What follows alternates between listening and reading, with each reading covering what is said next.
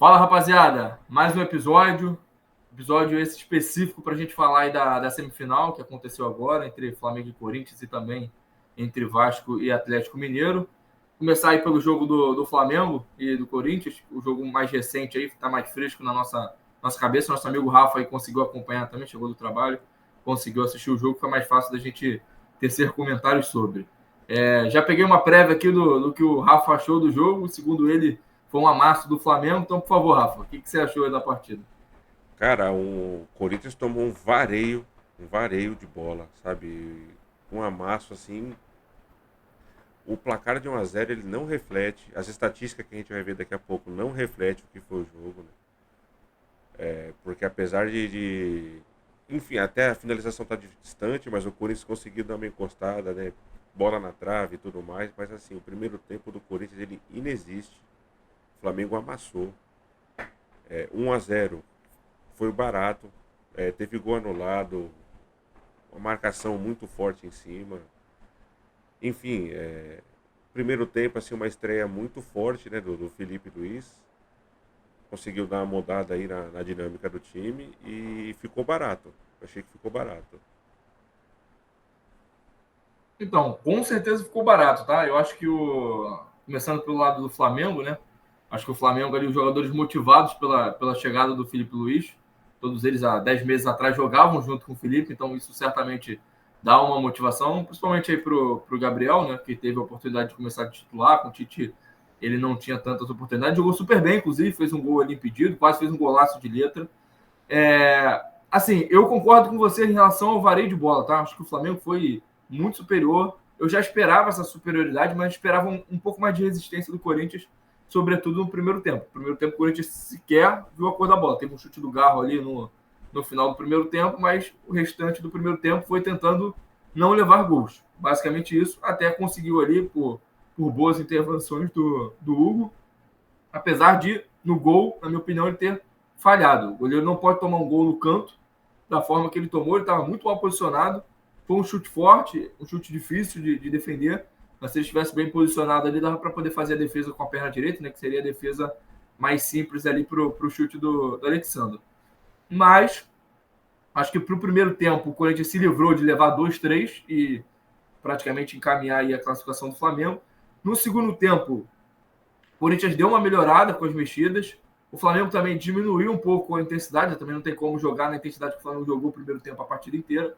Então, essa queda de intensidade do Flamengo, somada às alterações do Corinthians, foi diminuindo, não vou nem dizer equilibrando, tá? Os dois times, ele foi diminuindo essa diferença e o Corinthians conseguiu ter oportunidades. Ele chutou uma bola na trave com o Romero, teve um outro lance ali que o Léo Pereira salvou em cima da linha. Logicamente, né? Volto a frisar que o Flamengo foi muito superior e merecia, inclusive, poderia ter ganho por mais gols de diferença, mas acabou não ganhando e o Corinthians vai voltar para casa vivo, que era o mais importante. Esse 1-0 tá muito na conta do Hugo Souza, né? Fez pelo menos três defesas assim, incríveis no primeiro tempo, né? Esse lance de letra do Gabigol. Logo de cara teve um chute, acho que do Arrascaeta, que ele foi buscar também. Lindíssima defesa, belíssima defesa. E teve uma que ele saiu também com a Arrascaeta, talvez. Inclusive, só para poder falar sobre esse lance específico do Arrascaeta, ele não fez o gol, na minha opinião, por displicência. Porque ele perdeu o gol com a esquerda, a bola voltou no pé dele, era só ele chutar com força por cima do goleiro, porque o goleiro já estava caído, e ele foi tentar meio que dar uma cavada ali, ele errou a cavada, meio que virou um cruzamento. Pelo menos Sim, foi essa sensação que eu tive. Eu não cheguei a rever o lance assim várias vezes, para poder entender se de fato ele tentou cruzar, mas para mim não faria sentido. Né? O goleiro estava fora do gol, não faria sentido ele tentar esse cruzamento. Então acho que ele errou essa cavada ali por displicência. Um jogador fora da curva, né? Então, normalmente ele tenta fazer coisas que outros jogadores não tentam. Então acaba, em alguns momentos, né, protagonizando lances como esse. sim. E eu vejo na figura do Hugo, né, talvez a melhor pessoa, né, o melhor jogador em campo. Porque graças a, assim, Sim. claramente o Flamengo ele é superior, né, enquanto time, né. Não digo taticamente, mas individualmente ele é um time melhor que o do Corinthians. E isso conta bastante, né, porque, sei lá, 2, 3 dias de treino, eu não sei se vai mudar tanto assim. Ah, talvez mude a questão anímica, né, a mudança de treinador, mas taticamente acho que não muda muita coisa. E o Corinthians A volta para. questão anímica, Rafa, A questão anímica, desculpa até cortar, Rafa, a questão anímica mudou bastante, tá? O Flamengo entrou hoje com uma intensidade que não vinha entrando. O Flamengo é um time geralmente melhor que o seu adversário, isso, enfim, diversos jogos isso acontece, ele vai ter essa superioridade, então é algo natural, mas a intensidade que o Flamengo imprimiu hoje no jogo fez com que o Corinthians não conseguisse sair da defesa nos primeiros 20 minutos. O Corinthians não conseguia passar do meio campo, não conseguia uma bola longa, não conseguia fazer absolutamente nada. Então foram 20 minutos para o Corinthians ali sobreviver, enfim, e chutar a bola para frente. Por favor, continue, Rafa, desculpa. Então, aí volta para cá, para São Paulo, com um placar mínimo, que ele, por mais que seja um jogo difícil, ele é reversível, né? Com apoio da torcida e tal, assim, acho. E vai ter que ir para cima, né? Vai ter que arriscar tudo. O Flamengo vem com o resultado na mão. E ficou difícil, mas ficou barato, né? É um placar reversível. Que a gente conversa sobre jogar o primeiro jogo em casa, o segundo jogo fora. Nesse caso do Corinthians acabou sendo vantajoso, porque se o Flamengo estivesse jogando a segunda partida no Maracanã, essa sensação de 1-0, é claro que o Flamengo não jogou só para ganhar de 1-0, tá? Não entendam dessa forma. Mas o time em campo, ele não fica com aquele desespero de precisamos ganhar demais. Porque ele sabe que tem um outro jogo. Se fosse, de repente, o segundo jogo no Maracanã, acho que o Flamengo imprimiria um ritmo ainda maior e o Corinthians teria ainda mais dificuldade do que teve. Principalmente se viesse com o resultado igual, né? Se fosse uma situação como do São Paulo e Botafogo. Mas o Flamengo fez o que tinha que fazer, né? Venceu em casa, venceu bem, venceu e convenceu, né? E eu acho que vem muito forte aí, até para título, eu diria. Não tem dúvida. O Flamengo é favorito. Eu acho que, inclusive, numa eventual final contra o Atlético, aí, o Flamengo é favorito. Eu acho que qualquer campeonato que o Flamengo entre, pelo time que tem, ele vai entrar como favorito. Isso aí não tem como a gente fugir muito disso.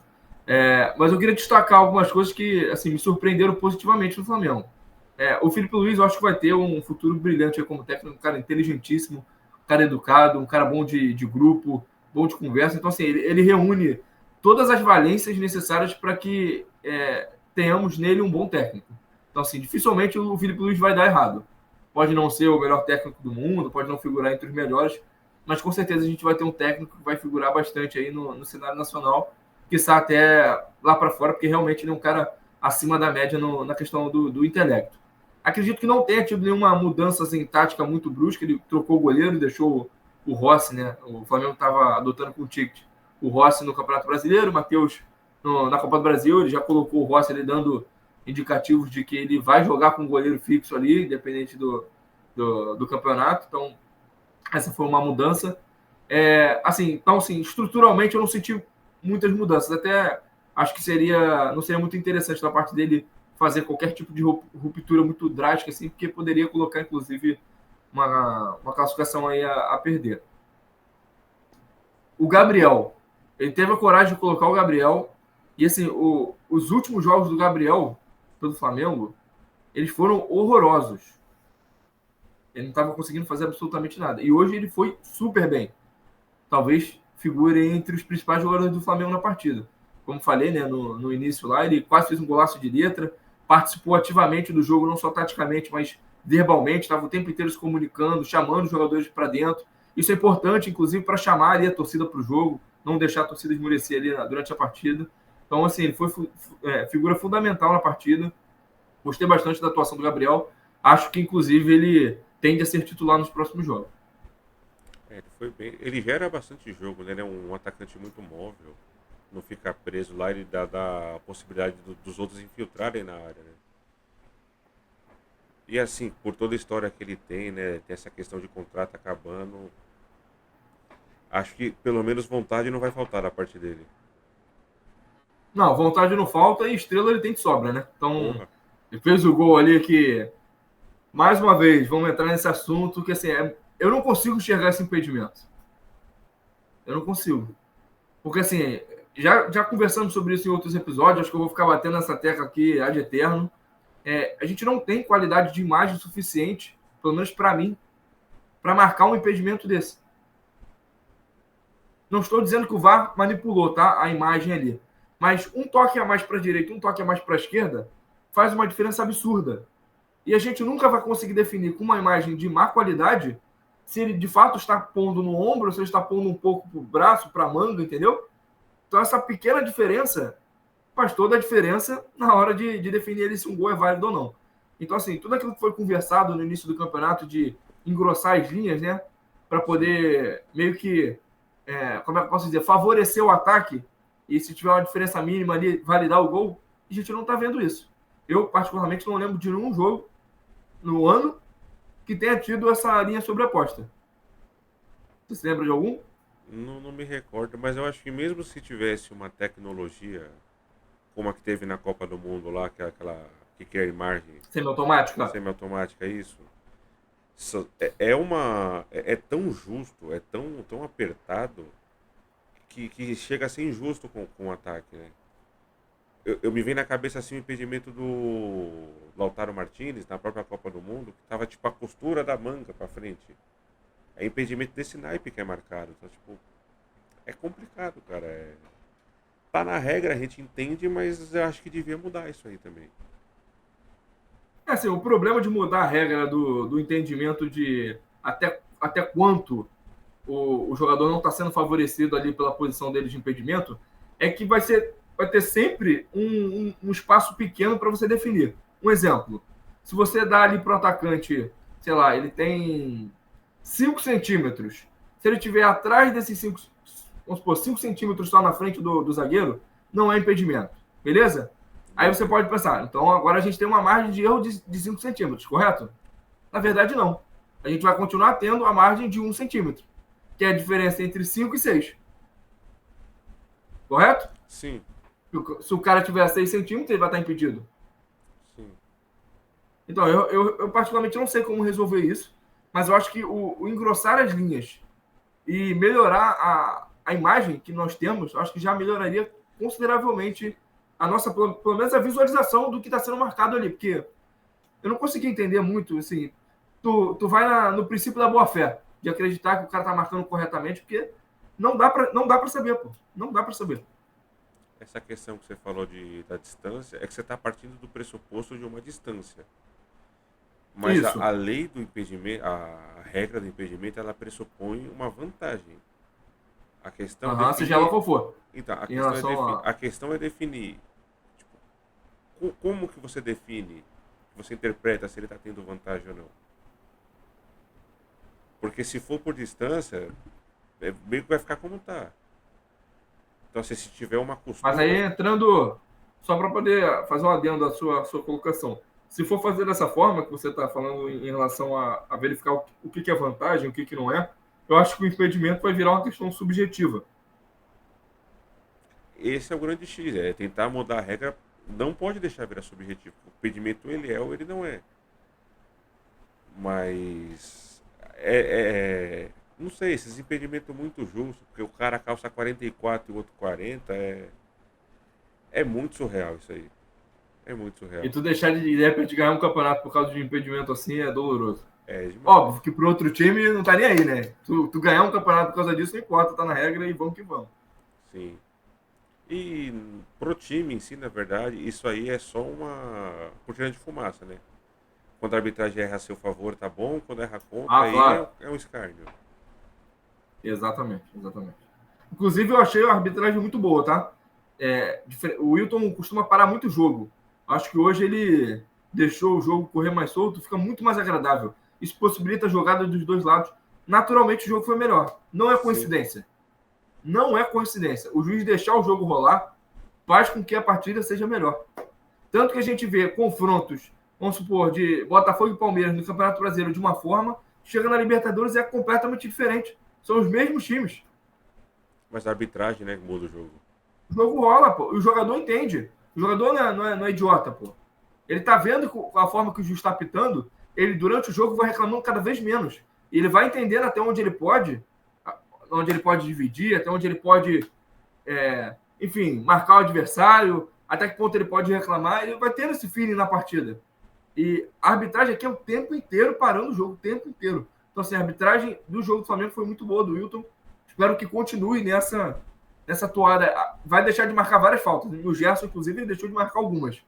Mas eu, particularmente, quanto telespectador, eu prefiro ver um jogo onde o juiz deixe de marcar algumas faltas do que um jogo onde o juiz marque todas ou várias faltas que não são. Ele vai acabar pecando pelo excesso se ficar picotando demais. Ele peca muito pelo excesso. Mas Muita reclamação. foi um bom jogo, né? Os times também, você vê que não teve treta, não teve muita polêmica. Eles queriam jogar bola, né? A arbitragem ajudou nesse sentido. Contribuiu pro espetáculo, né? Deixou um jogo muito, muito atrativo, eu diria. Da gente que não tá assim emocionalmente envolvido com o jogo, né? Foi bem legal de assistir. Para poder também trazer um ponto negativo, né? Citei aí os pontos positivos do Flamengo na minha questão, que foi a volta do Gabigol, justamente numa qualidade melhor do que aquilo que ele vinha apresentando. A questão anímica do Flamengo também, que deu uma modificada bacana. E para poder trazer 2 pontos para mim que foram negativos, e aí um deles já vem sendo negativo há um tempo, e aí isso o Felipe Luiz vai precisar trabalhar, é o Pulgar. O Pulgar não vem jogando bem, ele inclusive não está tentando algumas jogadas que são relativamente fáceis, ele sempre domina a bola e traz para trás. Assim, o Flamengo é um time ofensivo, o Flamengo é um time vertical. Então, às vezes tem um companheiro melhor posicionado e ele prefere a jogada mais curta ali, a jogada mais simples, e ainda assim, em alguns momentos ele ainda erra. Então, assim, ele está precisando, de repente, de um banco, de uma conversa. Eu não sei exatamente o que ele está precisando ali para poder melhorar, porque futebol ele tem. Então, acho que o Felipe vai precisar trabalhar essa parte. Um jogador, para mim, que destoa muito tecnicamente do restante do time, e aí eu também não entendo por que ele tem tantas oportunidades assim. Eu acho que o Flamengo deveria contratar um lateral melhor, que é o Wesley.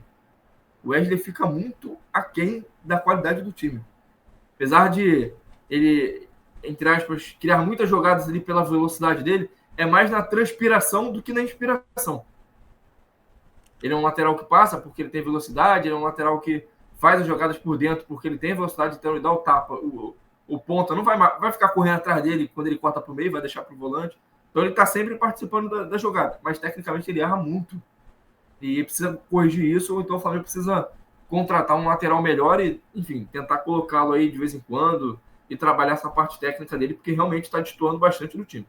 Apesar de que ele também não comprometeu, né? Apesar de Não comprometeu. erros, né? Mas lances específicos que você vê assim, pô, se tivesse uma técnica um pouquinho mais apurada, sairia uma jogada melhor. Se de repente ele cruzasse um pouquinho melhor, ele sairia uma jogada melhor. Às vezes você vê o companheiro numa posição melhor, mas ele não tenta o passe, porque ele sabe que ele não vai ter a qualidade para dar aquele passe. Então ele vive de tabela e jogada em velocidade. Então, assim, o Flamengo, com o investimento que tem, não pode ter essa discrepância entre você ter um meio-campo formado por Gerson, Arrascaeta e De La Cruz, e na tua lateral direita ter o Wesley, com todo respeito ao Wesley, né? E na tua lateral esquerda ter o Alexandre, por exemplo. Tá desbalanceado aí essa qualidade. Sim, e queria destacar também o Léo Ortiz, né? Ele substituiu um cara que bem que oscilou, mas assim, tem uma regularidade legal. E entrou legal, né? Fez uma partida bem correta. Não comprometeu, ajudou bem na construção. Eu sou suspeito para falar do Léo Ortiz, porque para mim o Léo Ortiz é o tipo de jogador que onde você colocar ele vai jogar. Jogador muito acima dos outros, tecnicamente. Então, assim, se tu botar de volante, ele vai jogar. Se tu botar de lateral, ele vai jogar. De zagueiro, ele vai jogar. Quando o cara domina a bola, você já sabe se ele tem a qualidade para desempenhar outras funções. E o Léo Ortiz faz isso Ele com tem muita um molho. tranquilidade. Ele conhece, ele tem um molho. Exato. Um É isso aí. Muito Exatamente. bom zagueiro. Exatamente. Para não passar a batida aqui, eu vou botar as estatísticas aqui para a gente acompanhando. Claro, muito bom. Inclusive, eu dei uma olhadinha aí antes da gente iniciar essa gravação, né, nas estatísticas, para poder ter uma dimensão, né, daquilo que foi o jogo em termos de número, né, porque, como diria a Rica Perrone, os números são igual ao biquíni, né, mostra tudo, menos aquilo que a gente realmente quer ver. Então, eu não sei se os números traduzem aquilo que foi o jogo. Eu olhei aqui as estatísticas e até comentei com você nesse pré-vídeo aqui, que em dado momento do jogo, o Flamengo tinha 16 finalizações contra 3 do Corinthians. E a gente vai verificar, já colocou na tela? Já está na tela. Tá 19-10. 19-10. Isso demonstra que no final do jogo o Corinthians conseguiu finalizar 7 vezes, enquanto o Flamengo só finalizou 3. Então, deu uma melhorada ali consideravelmente. Ainda que o Corinthians não tenha acertado muitas bolas no gol, né? A trave, por exemplo, Nesses chutes a gol aí que estão contando como 2, não conta, tá? Bola na trave não conta.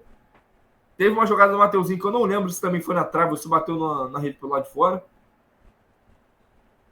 Uma jogada que ele entrou na área sem profundidade, bateu, a bola foi em cima, assim, no trinco. Eu não sei se bateu na trave ou se... Acho que também deve Mas contar enfim, como chute só, né? isso, provavelmente. Mas enfim, o Corinthians deu uma melhorada significativa ali no final do jogo, mas ainda assim cedeu bastante chance para o Flamengo. O Flamengo colocou a bola na trave, teve com o Bruno Henrique, né? Teve a falta também do De La Cruz. Então, assim, mesmo o Corinthians tendo melhorado na partida, o Flamengo ainda assim continuou tendo lances de perigo. Então, assim, o fato de você melhorar naturalmente vai fazer com que você também dê mais espaço para o Flamengo. E como o Flamengo tem um time de qualidade, você acaba sofrendo lá atrás também. Sim. Eu também concordo. Os números não traduzem o que foi o jogo, né? Porque o Flamengo controlou o jogo, assim, não sofreu. Não teve um momento, apesar de esporádicas saídas, né? Espetadas, assim, eu vou tirar a estatística aqui. Apesar de esporádicas, né? Teve bola na trave, teve a finalização aqui a colar, mas o Flamengo não perdeu o controle do jogo em momento nenhum. Em momento nenhum. Envolveu o Corinthians o tempo inteiro. Foi perdendo o meio-campo conforme veio o desgaste, né, da partida, natural, o cansaço dos jogadores. Mas de forma geral, assim, superioridade incontestável, inquestionável. Falando do lado do Corinthians, acho que você vai poder até falar melhor do que eu, né? Uma vez que você está mais próximo aí, mas assim, eu não assisto com regularidade os jogos do Corinthians, então assim, fica meio difícil fazer qualquer tipo de comentário aqui que possa, enfim, ser um mero chute aqui, um achismo, né? A gente sempre usa esse termo aqui do Maurício Meirelles. Mas eu sinto, não só tecnicamente, mas taticamente, o Garro e o Coronado muito descolado do restante. Eu citei o Wesley aqui por parte do Flamengo, né, como destoando tecnicamente, negativamente por parte do Flamengo, e eu faço o processo reverso com o Corinthians.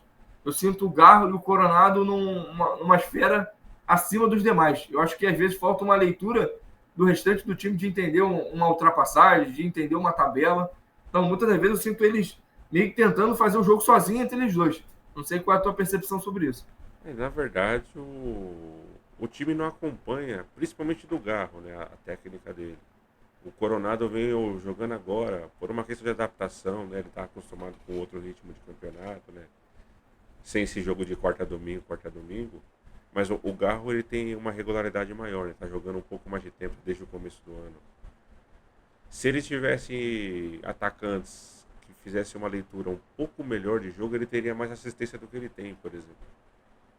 Fizeram uma montagem na internet uma vez que falam assim, porra, se o Garro é tão bom, por que ele não tem mais assistência do que ele tem? Aí escreve assim, o motivo. O motivo. Aí o Yuri Alberto. O Yuri Botando a bola na Alberto. lua. Tipo, ele dando 200 passes pro Yuri Eu Alberto vi, e o Yuri eu vi essa Alberto montagem. perdendo o gol. Então, assim, ele consegue criar jogada, ele cadencia o jogo, ele controla o ritmo do meio Ele é do muito campo. bom. Só que o Corinthians peca muito na finalização. E o outro atacante é o Romero. Que não é lá esse primor técnico também. Engraçado, fazer só um complemento em relação ao Romero. O Romero não é um jogador que eu gosto, tá? Que eu gosto, perdão. Eu não tenho apreço pelo futebol do Romero, a palavra é essa. Mas ele me surpreendeu positivamente. Tem me surpreendido, né? A questão da finalização ele melhorou. Inclusive, hoje ele chutou a bola na trave de esquerda. Chutou bem, não foi um chute que ele deu a esmo. Ele quis chutar ali. Então, assim, ele melhorou bastante a questão da finalização. E eu acho que algumas partes técnicas também ele deu uma aprimorada. Sobre a trave, um outro jogo desse aí, ele fez um gol desse mesmo jeito. Desse mesmo jeito. Só que hoje pegou na trave, né? Acho que foi contra o Atlético Goianiense.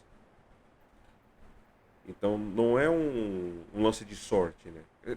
Pode ter um pouco de sorte, como o futebol sempre tem, mas é um chute consciente, né? Ele costuma fazer esse tipo de jogada. E para destacar negativamente, qual seria o teu ponto em relação ao time do Corinthians? Individualmente falando. Bom, é que o time tava uma bosta também no começo, mas o centroavante lá, que me fugiu o nome agora dele, o espanhol. O Hector? Héctor Herrera, né? Acho que é Hector Hernandes. Hernandes. Deixa eu ver. É isso aí, Héctor Porra, Hernandes ele Marrero. não tocou na bola, não Eu procurava particularmente jogo. não conheço, tá? Eu não conheço. Não, eu também Não não. conheço o Eu tô jogador. julgando pelo jogo de hoje, sabe? A única participação que ele teve foi aquele lance antes dele ser substituído, que demorou um pouco para finalizar, né, a jogada. Procurou muito drible. Ah, tá, mas acho que tá impedido esse lance. Ele ficou cortando infinitamente, né? Isso, Ficou cortando isso, todo isso. mundo. Ele não chutava nunca. E no fim não chutou. E vou confessar aqui, tá? O meu lado torcedor ficou maluco que ele não chutou a bola. Depois do edita e corta essa parte aí. Não, vai tudo pro ar. Porra, Vai não é tudo possível. Eu pro falei, ar. esse cara não vai chutar pro gol. Aí depois eu senti pela movimentação dos jogadores, o Wilton fez até a mãozinha assim, né? Tipo assim, deixa seguir. Então eu Sim, entendi ali que o Bandeira tinha marcado impedimento, mas como a bola tava com o Flamengo ali, ele não quis parar o jogo. sim. É, ele foi muito abaixo, né, do restante do time. Então, tem um jogador que eu. Pode ser uma triste coincidência, tá? Porque toda vez que eu o vejo jogar, ele vai mal. É o Félix Torres. Ele não foi muito mal hoje, tá? Mas assim, ele tem alguns lances técnicos, assim, situações bem específicas, que parece que ele tá desconexo do jogo. Eu acho que falta, às vezes, concentração para ele. Sabe aquele jogador que é desconcentrado? Sim, Do sim. nada dá um surto? Eu sinto que ele é esse jogador. Tem bola que passa na área, ele tira como se ele tivesse soberano. Tem bola que ele tá soberano, ele tira como se tivesse 400 pessoas do lado dele. Então, assim, eu não sei qual é a tua visão sobre o jogador específico, mas eu sei que tem bastante gente que bota muita expectativa, né, nele, ser um jogador renomado, entre aspas, né, para esse time do Corinthians, mas queria ouvir tua opinião que tá mais próximo, né, desse cotidiano do Corinthians. Ele veio com uma certa moral por ser titular da sua Com seleção, né? status. Com Sim. status. Ele é titular da seleção dele. Mas assim, eu não tenho muito apreço pelo futebol dele, não. Prefiro o equatoriano que joga do meu lado, por exemplo. Ué, Acho faz gol de melhor. cabeça toda hora. Eu acho melhor. Não, assim, eu acho ele um zagueiro mais seguro, até. Inclusive, Sabe? contar aqui um bastidor do Botafogo de São Paulo na arquibancada. A cada 5 minutos tinha uma bola parada pro São Paulo.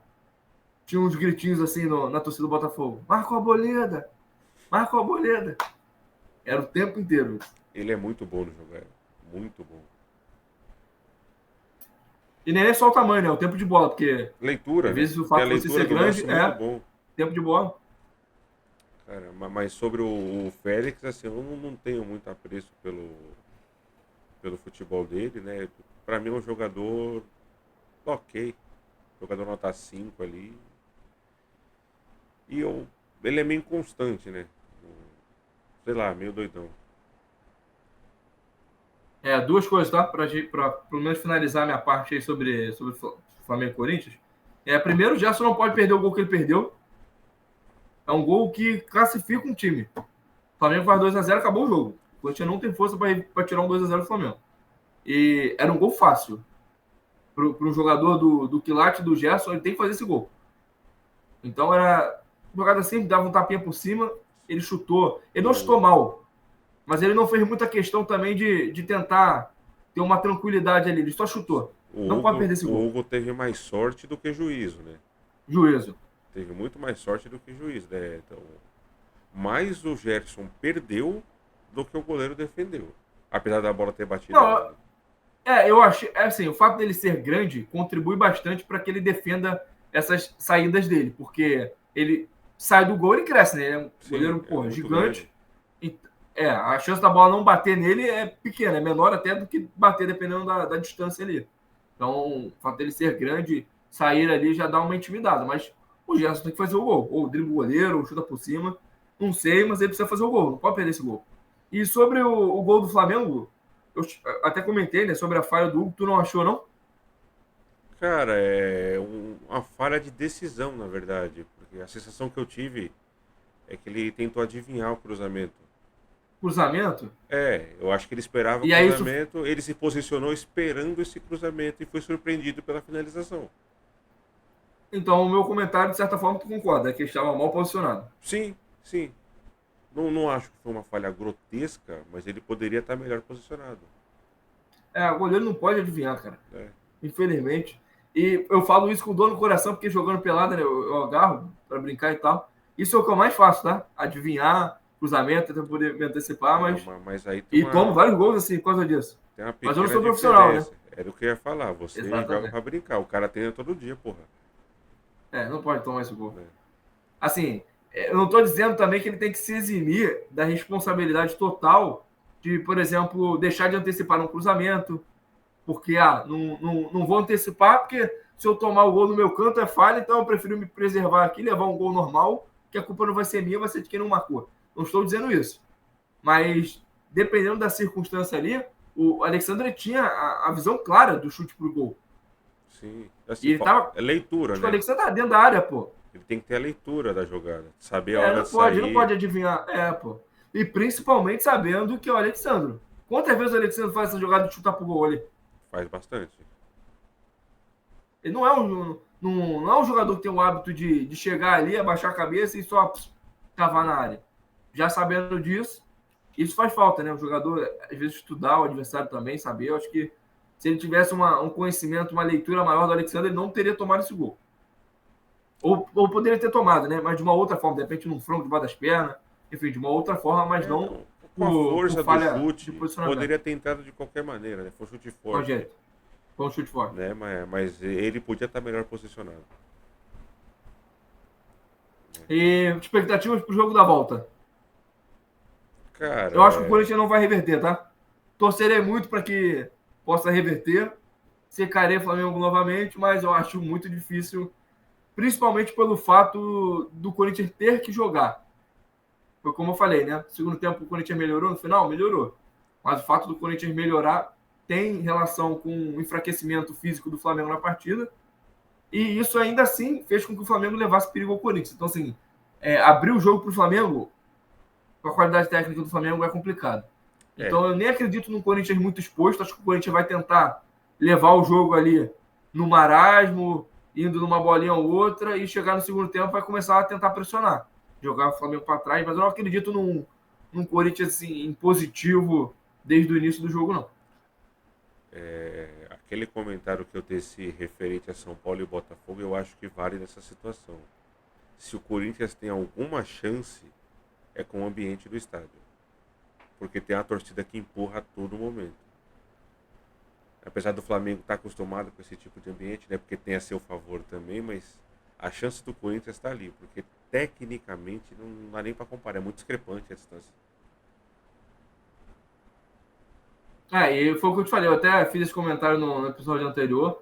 O perfil da torcida carioca, como tudo, e não só o Flamengo, mas Botafogo, Vasco, Fluminense, não é o mesmo perfil da torcida do Corinthians, né? De tomar um sufoco e de cantar. Aqui a gente não tem isso, a gente vai de acordo com o termômetro da partida. Salvo alguns jogos e tal, que tem uma mudança, mas assim, numa batida normal, não é isso que acontece. Então, hoje, inclusive, sobre o público foi um pouco decepcionante. O meio-campo do Flamengo estava vazio.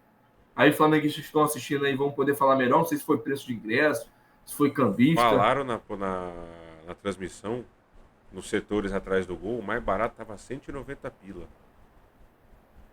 Não, mas os ingressos do Flamengo eles são caros. Eu até Isso comentei, contribui, né? fazendo a defesa da torcida do Flamengo, que o fato do Flamengo ter elitizado a torcida com esses preços fez com que a torcida do Flamengo esfriasse um pouco. Então, assim, o preço do Flamengo é caro. E esse 190 nem me assusta, tá?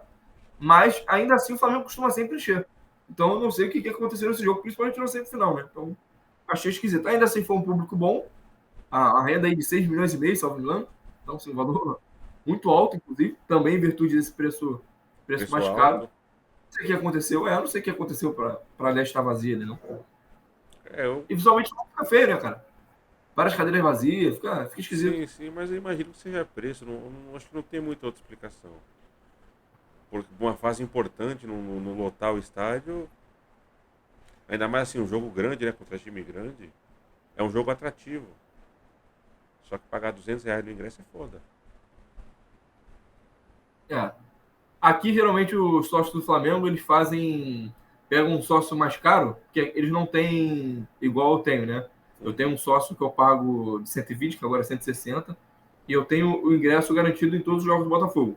Eu só escolho o setor, faço check-in e vou de graça. De graça, entre aspas, né? Já está incluso Sim, sim, no tá valor que eu pago incluso no mensal. seu, O seu valor. Flamengo, pela demanda, ele não tem esse plano de sócio, de você pagar ali e ter o seu ingresso garantido. É só prioridade.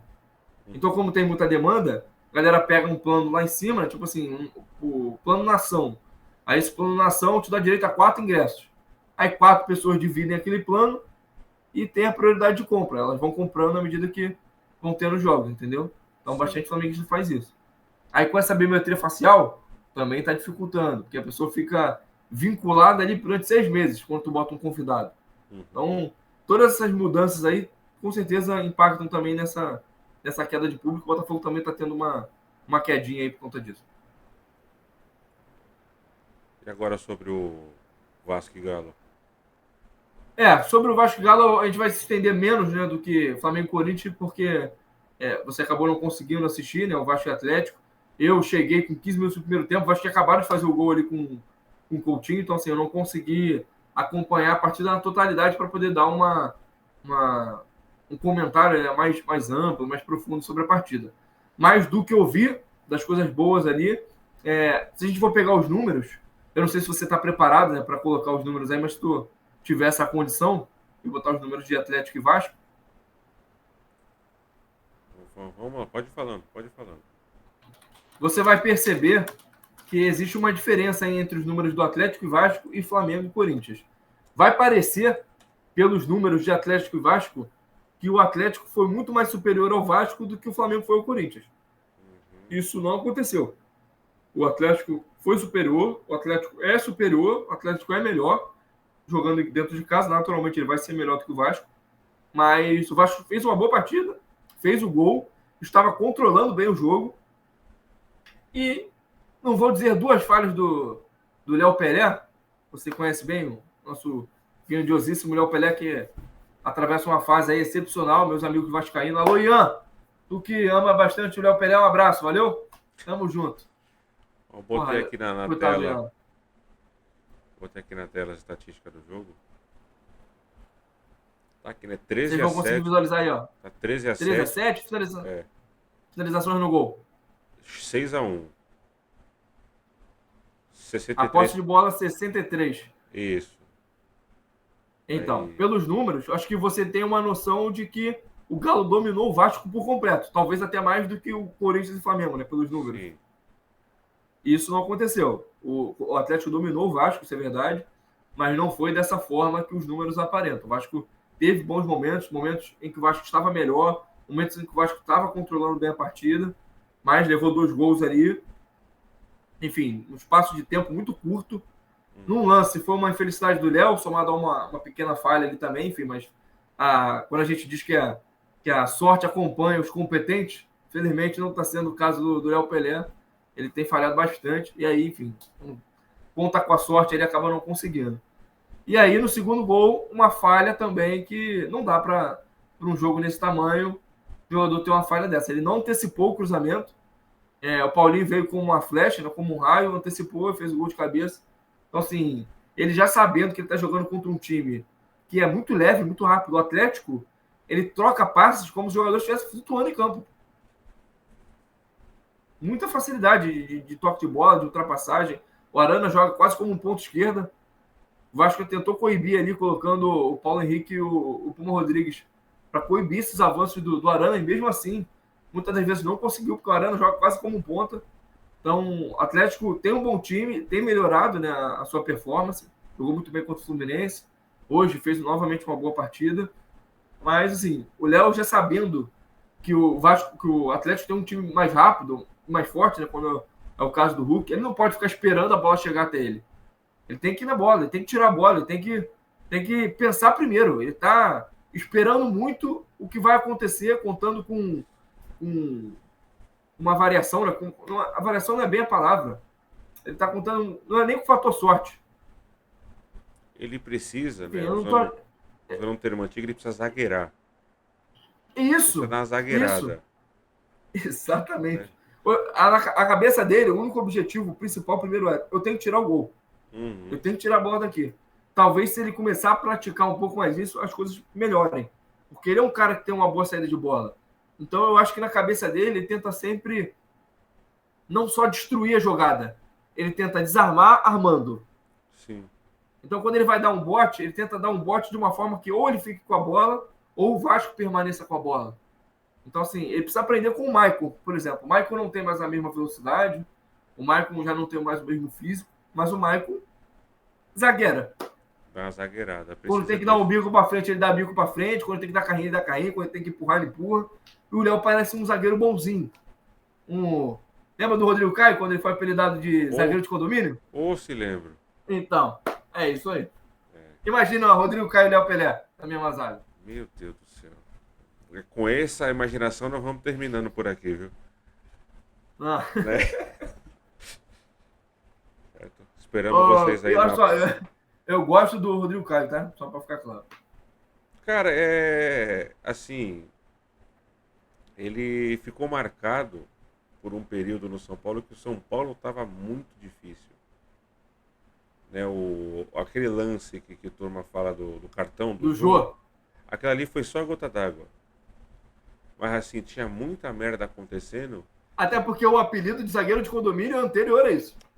Vem antes. Mas assim, ali foi só a gota d'água. Né? Depois ali veio toda uma treta, ele deu uma entrevista lá meio forte e acabou perdendo o clima.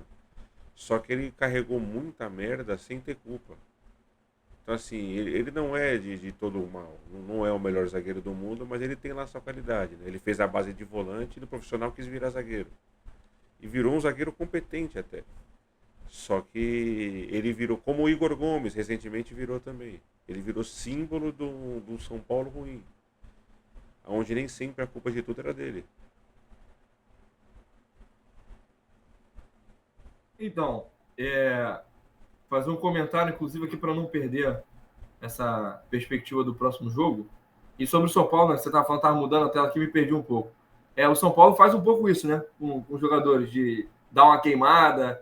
Casemiro saiu assim, Rodrigo Caio. Tem diversos jogadores que saíram em baixa, né? O próprio Kaká saiu assim. Kaká, isso. O Rogério Ceni já foi chamado de banana, então. A torcida é meio complicada. Meio corneta, né? Boa. E aí, só para a gente finalizar, para eu também não deixar de trazer a perspectiva, né? E as minhas considerações sobre o jogo de volta entre Vasco e Atlético. O Vasco também está vivo, tá? Claro, né? Parece um comentário meio imbecil, porque foi o placar mínimo, mas pelo futebol que o Vasco vem apresentando, inclusive me surpreendendo, tá? Eu achei que o Vasco fosse brigar ali para não cair até o final. E ele deu uma arrancada e a gente está sempre esperando, quando é que o Vasco vai cair? E o Vasco está se mantendo. Ganha um jogo ali, perde outro ali, empata. Está se mantendo ali na tabela, né? Numa posição intermediária bacana. Inclusive, daqui a pouco cai no colo uma Libertadores, né? Tem muitas vagas aí, então acaba pintando no colinho. E na Copa tá avançando. Assim, tá avançando por mérito, tá jogando bem. Hoje fez uma partida segura, ok. Uma partida em que o Vasco precisava voltar vivo para o Rio. E aí, enfim, jogando no Caldeirão vai ser jogo duro pro Atlético, tá? Eu, inclusive, acho que o Vasco tem boas chances aí de reverter. Porque o Atlético não é um time confiável. O Atlético faz jogos muito bons, mas faz jogos muito ruins. Então, assim, eu não confio no time do Atlético, como eu confio, por exemplo, no time do Flamengo.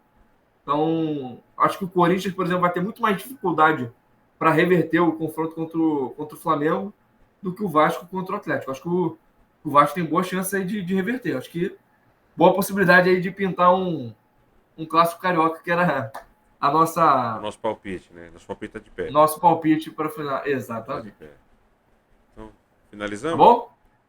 Finalizamos, Rafa. Um abraço aí, obrigado, tá? Mais uma vez pelo episódio. Um abraço a todos aí que ouviram. Façam aquele likezinho no YouTube, que a gente está aprendendo. Era para ter pedido no começo do vídeo, né? Mas a gente esqueceu. Pois então se inscreve aí. Final. Se inscreve, toca na notificação, dá o like. Se não gostou, dá dislike também. Se quiser comentar, tem um campo de comentário. Né? Reaja, faça alguma coisa. E segue lá no Instagram também que a gente criou, é o Além do Eixo _ OFC, é isso, Rafa? Isso, Ou positivo. tá faltando alguma coisa? Não, é isso aí. Siga lá. Então, Estamos aprendendo façam isso também. lá pra gente ir crescendo a rede. Estamos Exatamente. aprendendo Devagarzinho também a gente chega e lá. a gente vai chegar lá. Tamo Valeu? junto. Valeu. Ó, a Corinthians. Pô, aí você quebra a firma.